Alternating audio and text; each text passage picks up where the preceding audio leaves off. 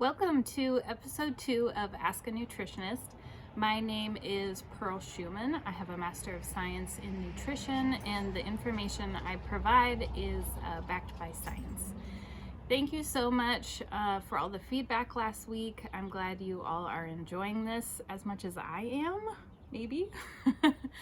and for all the questions. So I look forward to continuing to answer them as long as you have questions. As requested by someone, I have added a tip button. You can find that in my profile or in the comments below. Don't feel pressure to contribute. I want to provide, information that I think everyone should have access to. Of course, I just launched a business in January, so I do appreciate support in any way, shape, and form. So let's dive in. We have some really great questions today. The first one is vitamin nutrient loss when steaming, cooking vegetables versus raw vegetables. So this brings up a really great point, which is how we cook our food and other things that we eat our food with affect, a piece of paper just blew away, affect the content of nutrients in that food.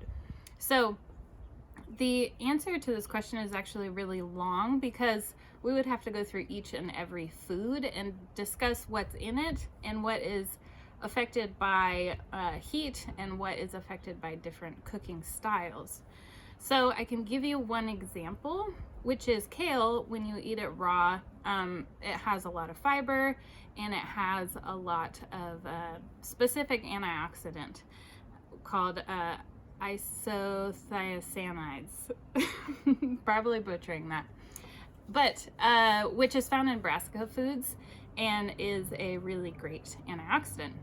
However, when you steam it, you tend to have the enzymes get destroyed and you tend to have less of that antioxidant. But when you steam kale, you actually make the calcium content in kale more bioavailable, which means that your body can absorb it better. So while you may lose antioxidants, and maybe a little fiber, you actually gain more calcium. So I think the main takeaway here is that eat foods, not only a variety of color and types, but also use different cooking methods. So steam, boil, roast, try a little bit of everything, and that way when you get a variety, you ensure you get kind of the whole picture in terms of the nutrients. So this leads into our second question. Is there a way to capture those? So yes, sometimes. So when enzymes are destroyed by heat, there's no way to recapture those. They're destroyed. However, there are fat-soluble vitamins and water-soluble vitamins. So water-soluble vitamins, if you steam, they will go into the water at the bottom of the pot. So say you're steaming some broccoli and afterwards you look down and you're like, oh, delicious. That smells like farts and it looks really good and I want to save all those. So you can add vegetable butts, onion butts, celery, all kinds of stuff, spices and chicken carcass if you want, and simmer that with some more water. Make sure everything is covered, and then you will be able to keep those nutrients that the water-soluble vitamins that may have been lost in the steaming. You can actually reincorporate those into stock, chicken stock, veggie stock, however you want. So I guess yes and no is the answer to that question. Woo! Okay, moving on. That's okay, Loki. What are the best foods for healthy skin? This is a good question, and a lot of people have this question. Antioxidants are really great for helping your skin heal. Hi, Loki. You want your little touch of beam?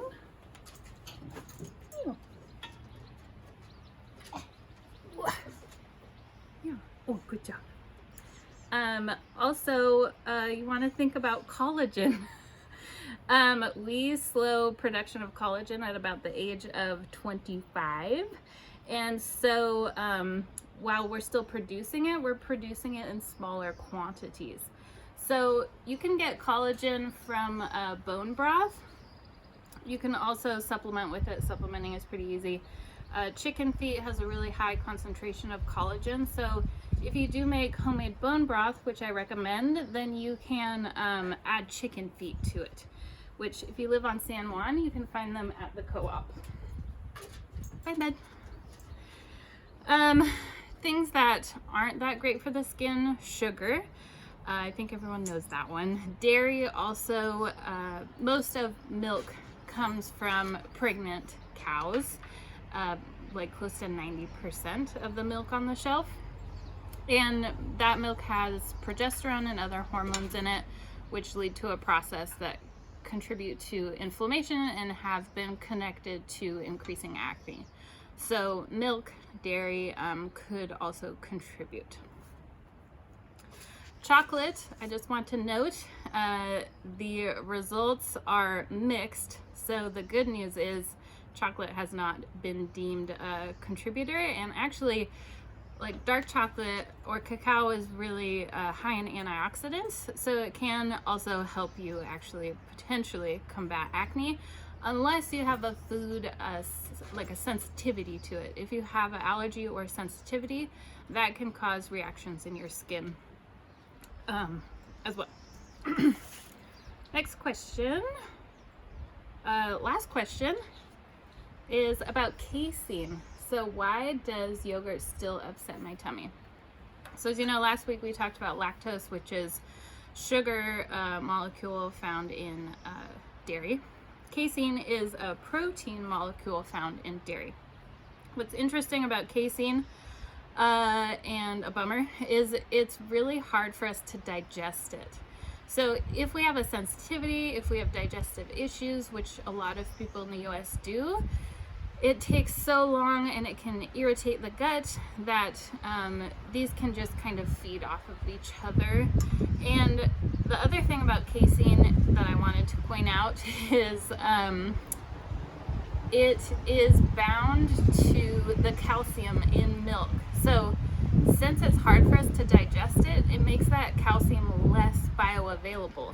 And if you remember, bioavailability is our ability to for our body to basically tap into that. So while calcium content may seem high in milk, you don't actually get that much calcium from it. And that's really important, because what you eat is one thing, but what you actually digest of what you eat is what you actually gain from your food. So kale steamed has more calcium in it than milk. And I don't remember the exact ratios, but it's worth it.